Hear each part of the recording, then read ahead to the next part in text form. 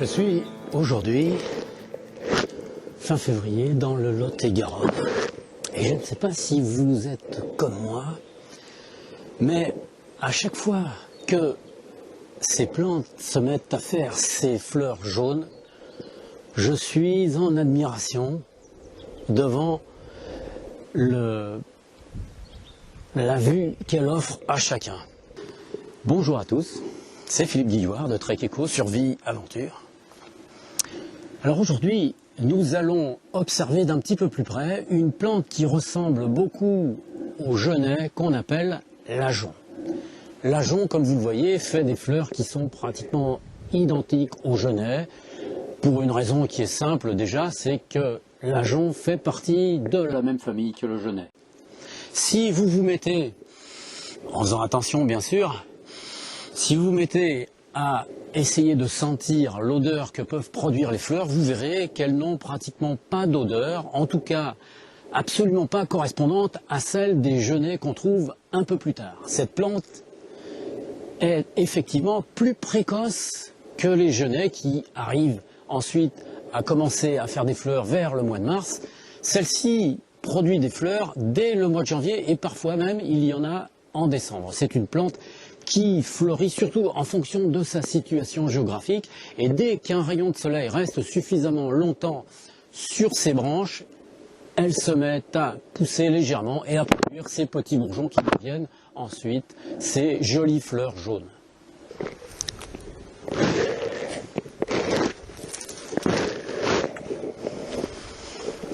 Les ajoncs sont des arbustes qui sont sauvages, qui supportent relativement bien le froid, mais ce sont malgré tout des plantes qui aiment à vivre dans les endroits ensoleillés. C'est-à-dire que, comme vous le voyez, ceux-ci, par contre, on en verra peut-être tout à l'heure, ceux-ci sont bien exposés au soleil et sont déjà fleuris en totalité. D'autres, qui sont plus à l'ombre, restent encore en bourgeon, mais sont prêts à démarrer dès que le soleil arrivera.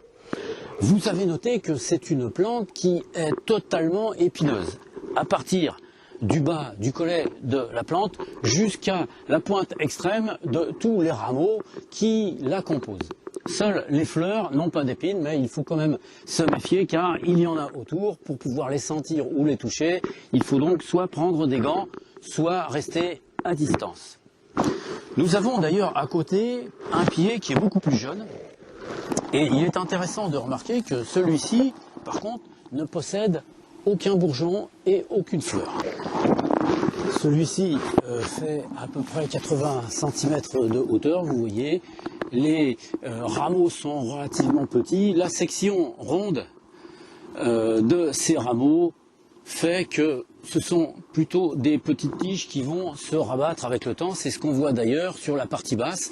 Et ce qui est caractéristique de ces arbustes, c'est qu'une grande partie de la plante possède des portions d'épines et de branches, de branchettes qui sont complètement sèches. D'ailleurs, dans une vidéo que je vous ai présentée pour vous parler des produits de la nature qui permettent d'allumer un feu, ces petites branchettes ont cette particularité, c'est de favoriser l'allumage du feu. Ils sont faciles à récupérer, il y en a toujours. Alors, je vous l'ai dit, c'est un arbuste qui pousse surtout dans les pays où il y a suffisamment de chaleur. Si vous allez par exemple dans le nord de l'Afrique, il y a des ajoncs qui sont vraiment très très importants, hein, qui dépassent les 3 mètres de hauteur et dont les épines sont beaucoup plus importantes que celles que nous avons ici en France. Il faut évidemment s'en méfier pour tous ceux qui font du trek ou de la randonnée, car c'est un arbre dans lequel on se pique très facilement les jambes et les bras en passant.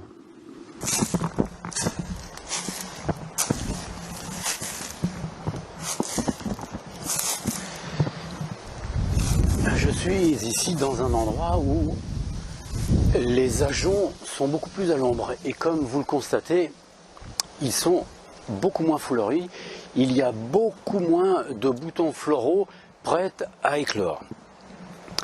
Alors, certaines études auraient montré, ce sont des études qui ont porté sur 2 années, ce ne sont pas des grandes études, mais ça reste toujours quand même des études. Certaines études ont montré que En fait, la floraison des ajoncs pouvait surtout être dépendante de l'espèce dans laquelle ils appartenaient. À savoir que certaines espèces démarrent leur floraison beaucoup plus tôt que les autres, une floraison qui démarre presque à la fin de l'automne pour se terminer dans l'hiver, voire se chevaucher légèrement au printemps. Alors que d'autres qui fleurissent à ce moment-là vers le mois de mars sont des ajoncs qui sont des ajoncs de printemps, on va appeler ça comme ça, des ajoncs de printemps qui eux sont programmés en quelque sorte pour fleurir beaucoup plus tard. C'est très probable. Ce qu'on constate malgré tout lorsqu'on va se balader un petit peu à droite et à gauche, c'est que les ajoncs qui sont au soleil sont beaucoup plus chargés en boutons et fleurissent beaucoup plus rapidement que ceux qui sont à l'intérieur des bois, à l'ombre. Les parties basses de la plante se délestent de leurs petites branches et de leurs épines et commencent à pousser un petit peu comme des petits arbres, ce qui fait que là-bas je vois qu'il y en a un qui fait presque 3,50 m de hauteur. Il n'y a plus de branches en bas pratiquement, elles sont toutes en haut, avec des boutons et des fleurs évidemment.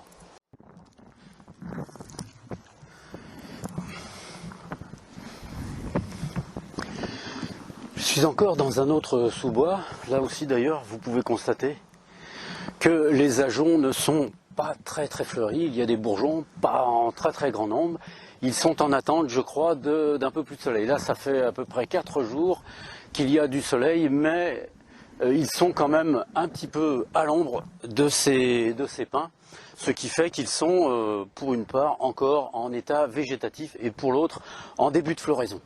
Une petite chose intéressante sur les ajoncs, alors on le verra dans les images que je vous proposerai tout à l'heure, mais on a l'impression lorsqu'on prend cet arbuste et les branches qui les composent que ce ne sont que des épines.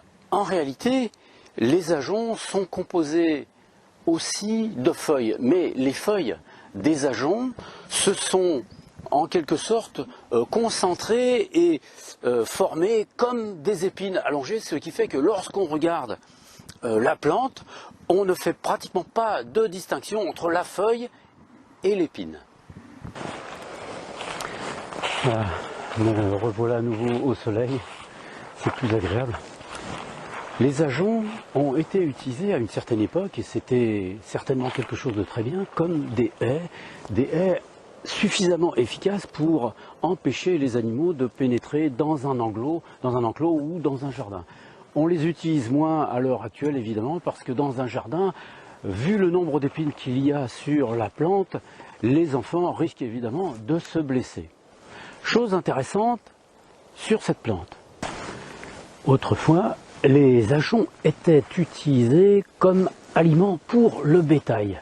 C'est ainsi que les jeunes rameaux, ainsi que les fleurs, lorsqu'elles n'étaient pas complètement écloses, c'est-à-dire avant la formation des gousses, étaient sectionnées, coupées, réduites en tout petits morceaux et données aux animaux. Parfois, on les passait dans un moulin pour les réduire en poudre, ce qui permettait ainsi d'avoir une alimentation intéressante pour les animaux. Pourquoi? Parce que cette plante pousse à peu près partout dans certaines régions. En l'occurrence, c'est une personne de Bretagne qui aurait inventé cette méthode. En Bretagne, une région dans laquelle il pousse énormément d'ajoncs comme ceci. Alors, sur toute la côte landaise, il y en a énormément qui poussent, un petit peu à l'intérieur de la France aussi, mais il y a aussi en Espagne, au Portugal, ainsi que dans de nombreux autres pays autour de la Méditerranée, des ajoncs qui poussent en grande quantité. Ce ne sont pas forcément toujours la même espèce, comme celle-ci, l'ajonc européen, mais ce sont des ajoncs qui ont à peu près et toujours les mêmes propriétés. Les propriétés de l'ajonc n'ont pas été réellement étudiées. C'est pour cela que si on utilise les fleurs et les jeunes rameaux en tisane, la seule chose qu'on peut dire, c'est qu'on ressent une énergie suffisamment importante pour en faire une tisane qui peut de temps en temps remplacer le thé. Il est à noter que les gousses ainsi que les graines ne doivent pas être employées car elles contiennent une quantité assez importante d'alcaloïdes qui peuvent parfois, en fonction des personnes, causer des troubles ainsi que dans le bétail. Alors ici, notez la différence qu'il y a entre les ajoncs qui sont ici, qui forment des rameaux très épineux, et les genêts qui, bien qu'en étant de la même famille, ne sont pas du tout la même plante, hein. Voilà. Ici, c'est un genêt à balai. Je vous montrerai ces espèces de plantes un petit peu plus tard, car si vous voulez, ce sont des plantes que j'aime énormément, à la différence évidemment de l'ajonc, comme je vous l'ai dit en début de vidéo, qui ne sent pas beaucoup. Elle sent un petit peu, vous verrez, en fonction de chacun. Certains y voient une petite odeur de noix de coco, hein, vous verrez si vous le sentez. Les genêts, eux, par contre, ont une odeur qui est absolument magnifique, qui est ravissante et qui embaume absolument toutes les collines quand ils sont en fleurs. Les ajoncs sont des plantes qui se reproduisent énormément parce que à chaque fois que vous voyez une fleur, vous pouvez imaginer qu'ensuite une gousse va se produire dans laquelle se trouvent de nombreuses petites graines. Alors cette plante se reproduit de manière assez importante et elle est parfois dans certaines régions un problème assez important parce que vous vous rendez bien compte que c'est un arbuste qui est plutôt gênant de par ses épines et de par sa capacité à coloniser les lieux dans lesquels il est. Cette colonisation est néanmoins temporisée au printemps, essentiellement au printemps, par un insecte. Cet insecte vient pondre ses œufs dans les gousses des fruits de l'ajonc afin que ces larves puissent se nourrir des graines qu'elle produit. Ainsi, il a été calculé que 70 à 90% des gousses étaient infestées par cet insecte. Évidemment, cette infestation ne concerne que les ajoncs qui fleurissent à la période qui précède le printemps. Pour ceux qui fleurissent bien avant, à partir du mois de décembre, voire un petit peu avant, cela ne les concerne pas, mais leur floraison est relativement faible. Alors, comment les ajoncs ont-ils répondu à cette attaque massive de cet insecte? Plus l'insecte pond des œufs dans les fleurs, et plus le genêt produit de fleurs au point de saturer cet insecte. De fait, il ne peut plus manger, comme s'il avait trop à manger, et du coup il s'arrête, et le genêt peut continuer à se reproduire malgré tout, au-delà des limites qui sont imposées par cet insecte. Vous voyez comme parfois, il est très intéressant d'aller un petit peu plus en profondeur pour comprendre ce qui se passe dans la nature et surtout laisser les équilibres qui étaient déjà installés dans cette nature si belle qui nous entoure, qui n'a besoin de personne.